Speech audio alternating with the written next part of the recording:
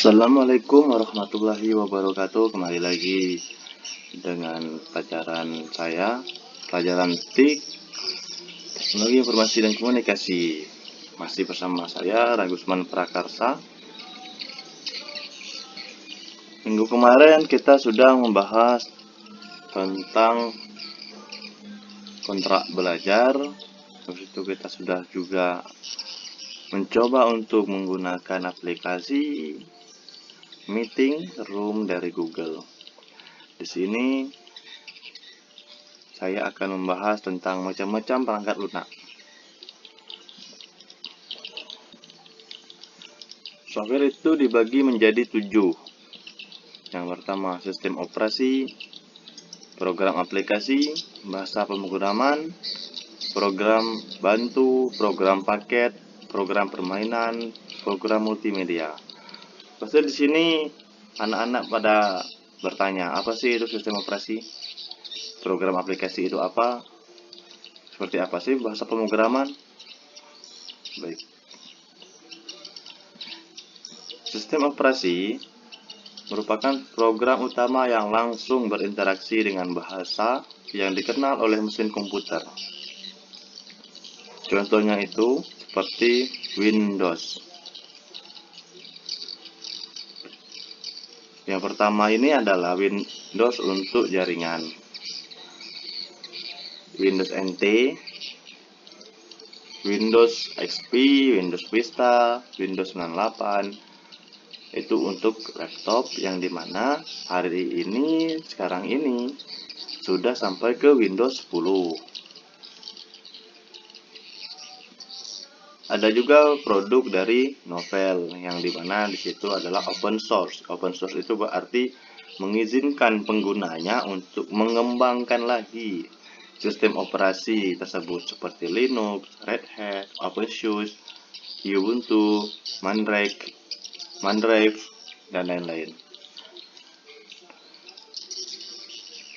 Yang harus kalian ketahui, informasi tambahan itu di sini adalah Android HP itu diangkat atau disuplai itu menggunakan dasar atau basic dari Linux, dari produk Novell. Dengan adanya produk Novell, si pengguna mengembangkan, memodifikasi, dan membuatlah adanya sistem operasi Android untuk handphone kita saat ini, yang dimana masing-masing merek handphone mengembangkan sistem operasi mereka masing-masing yang memiliki basic dari produk Novell.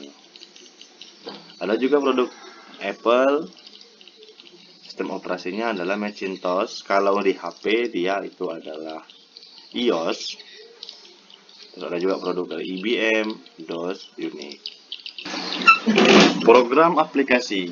Program aplikasi itu merupakan program yang dibuat untuk tujuan tertentu, misalnya untuk penjualan di supermarket, untuk mengolah data rumah sakit, untuk mencetak kwitansi, dan sebagainya.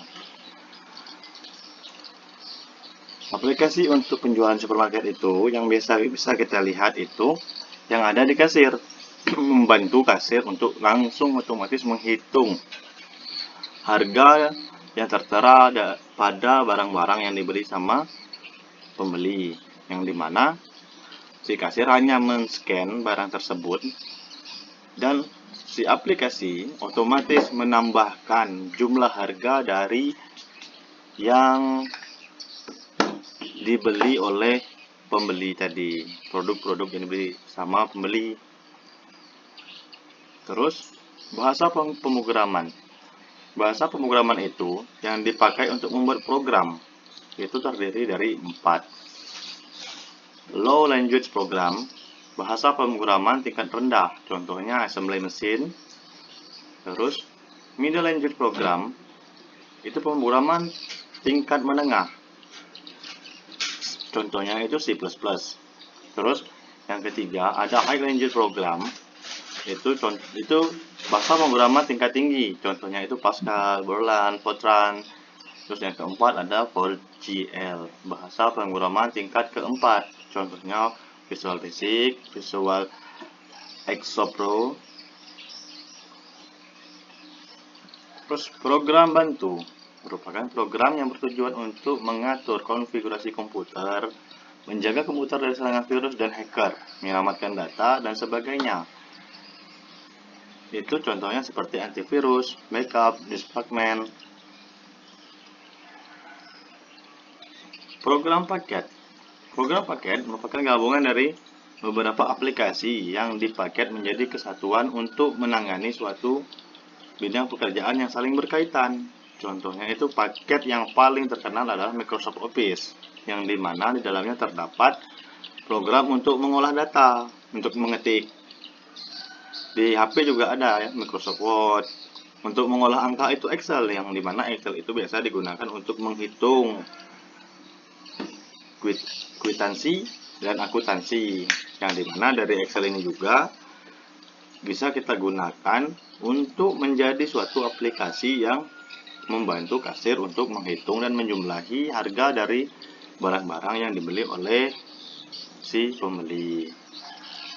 Terus untuk program presentasi itu ada Microsoft PowerPoint. Microsoft PowerPoint itu yang sekarang saya gunakan, yang dimana ketiga aplikasi ini sudah tersedia untuk handphone di Google Store.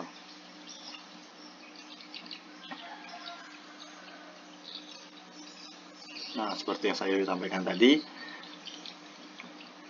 untuk bagian perkantoran itu ada Microsoft Office dan Star Office.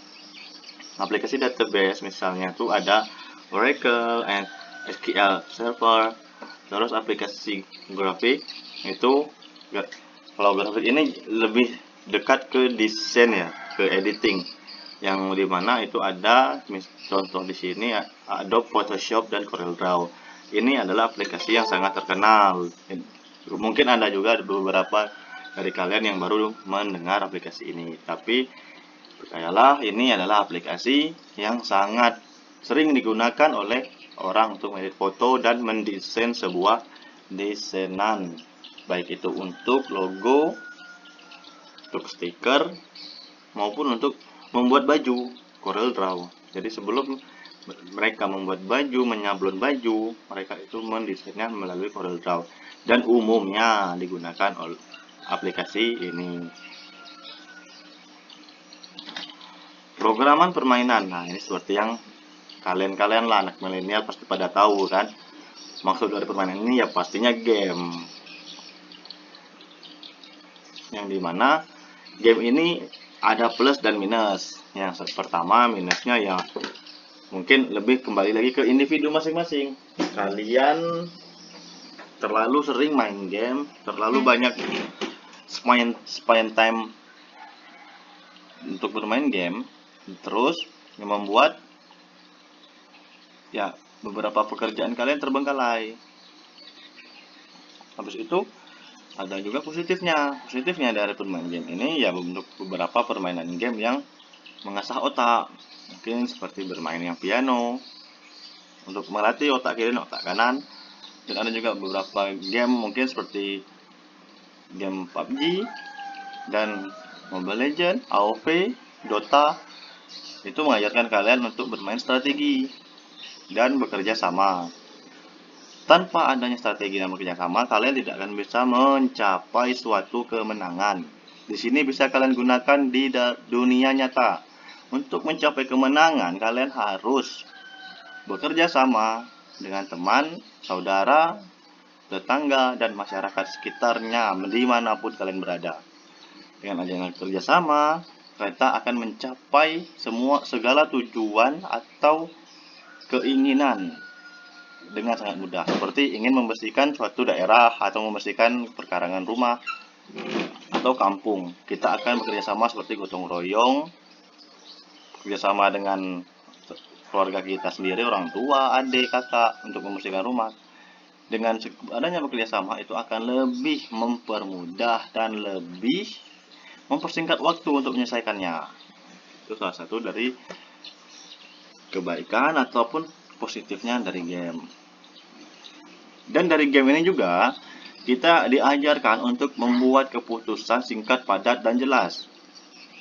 seperti bermain Mobile Legends, PUBG, Call of Duty, Dota, dan lain-lain lagi. Kita harus membuat suatu keputusan yang sangat sulit, yang dimana yang harus kita ketahui yang umumnya bermain permainan yang ada kerjasama tim atau teamwork, itu kalian harus membuat keputusan membantu teman dengan kondisi itu, atau mengorbankan teman tapi memenangkan permainan, atau membantu teman dan membunuh musuh serta menangkan permainan. Itu adalah suatu keputusan yang harus kalian ambil sesingkat-singkatnya dan secepat-cepatnya. Ketika keputusan yang kalian buat itu tepat, permainan kalian dan keinginan kalian untuk mencapai suatu kemenangan itu semakin dekat. Negatifnya adalah ketika kalian sering menggunakan permainan atau sering bermain game yang mengandung unsur kekerasan, itu rasa empati kalian berkurang karena kalian menganggap hal-hal kekerasan itu suatu hal yang sudah biasa. Sebagai contoh, kalian juga para pemain game-game kekerasan seperti GTA, terus ya banyak lagi game-game kekerasan yang lain, termasuk juga PUBG dan Call of Duty ya. Terus di Call of Duty juga itu mirip sama seperti PUBG, mereka ada permainan perperangan, menembak dan membunuh. Ketika kalian sudah sering sekali melihat adegan-adegan seperti itu, kalian akan berkurang empati kalian di dunia nyata ketika kalian melihat adegan yang seperti itu real di depan mata kalian.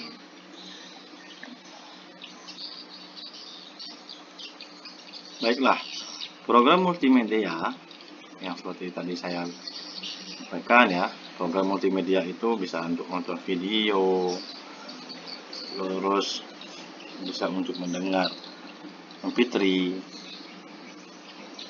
di laptop atau di komputer. Itu ada Winamp, Jet Audio atau Real Player. Terus kalau di handphone itu biasanya ada aplikasi music. Nah, aplikasi music ini yang ada di handphone itu biasanya untuk memutar lagu. Dan ada juga di galeri itu kalian menggunakan aplikasi dari handphone untuk memutar video. Baik, ini slide terakhir ternyata. Jadi pertemuan kita di hari Jumat tanggal 7 Agustus sampai di sini. Kita akan sampaikan lagi di hari Jumat minggu depan. Dan jika ada pertanyaan, kalian bisa sampaikan melalui grup atau komen ya. Dan jangan lupa untuk di-subscribe channel Bapak, karena Bapak akan berusaha untuk membagikan materi-materi di YouTube, yang dimana nanti kita hanya akan menggunakan media Google Drive seperti yang saya janjikan, itu untuk mengumpulkan tugas. Jadi saya akan memberi materi, kemungkinan di akhir slide materi itu akan ada beberapa pertanyaan yang harus kalian kerjakan.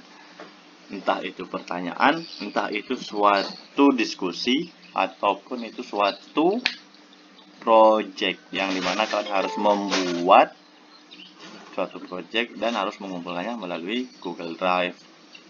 Baiklah, sekian pelajaran ini saya sampaikan.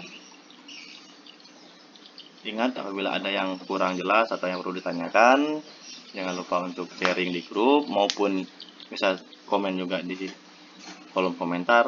Sekian, terima kasih. Assalamualaikum warahmatullahi wabarakatuh.